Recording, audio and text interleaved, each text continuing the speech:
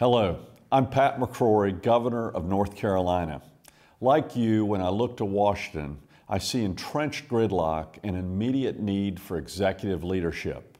Fortunately, Washington bears no resemblance to states where strong Republican governors are using their leadership skills to improve the daily lives of their citizens.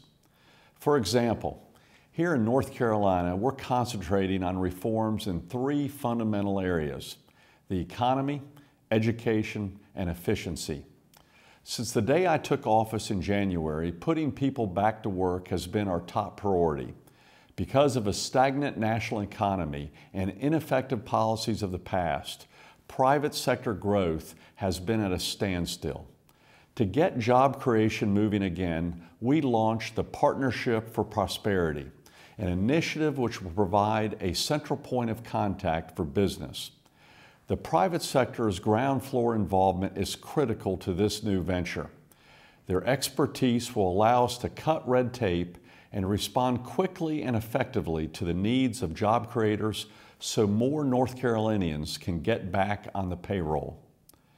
But getting businesses to open and expand is only half the job. That's where education comes in. Employers right now need job-ready workers who have the technical and critical thinking skills that are mandatory in today's workplace. Too often, employers tell me they can't find qualified applicants. To close what I call the skills gap, my budget prioritizes engineering, vocational, and technical training, areas where there is immediate demand for qualified workers. I've often been asked, how can we start new initiatives without asking the taxpayers for more money? The answer is efficiency. Here's what I mean. Today's smartphones are much more efficient and cost-effective than earlier models of mobile phones. There is no reason why government can't be as customer-friendly and cost-effective as a smartphone. Ultimately, interacting with government should be as easy as checking the latest scores on the internet or even shopping online. Unfortunately, there are only so many innovations that states can create on their own. In issues such as healthcare and energy, we need Washington to grant us independence and flexibility. For instance, we're working on an innovative reform for Medicaid.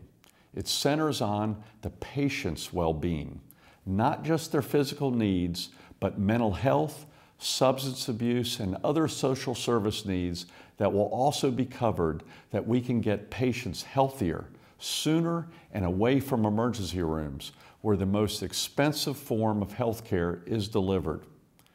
To implement this holistic approach, we'll need a waiver, or essentially permission from the White House. I hope the President, and I urge the President, approves this unconventional but common sense reform so we can take care of our Medicaid patients in a caring, comprehensive manner, while at the same time reducing costs to the taxpayer.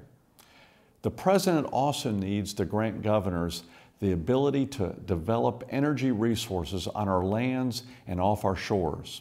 In February, I personally asked President Obama directly to expand offshore leasing off the coast of Virginia, North Carolina, and South Carolina. He told me the issue needs more study. With all due respect, Mr. President, the time for study is over. It's time to get off the sidelines and allow the states to exert the leadership that will create thousands of jobs, reduce America's dependence on Middle Eastern oil, and protect the environment. Medicaid reform and energy are just two issues where Republican governors are exerting visionary leadership. I urge the President to join us in North Carolina, where we're working to make government a partner, not an adversary to progress.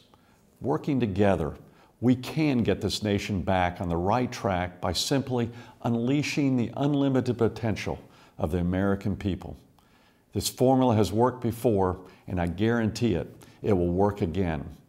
And finally, I invite people across the nation to visit North Carolina as we make our state a great place to live, work, and raise a family. Thank you for listening, and God bless the United States of America.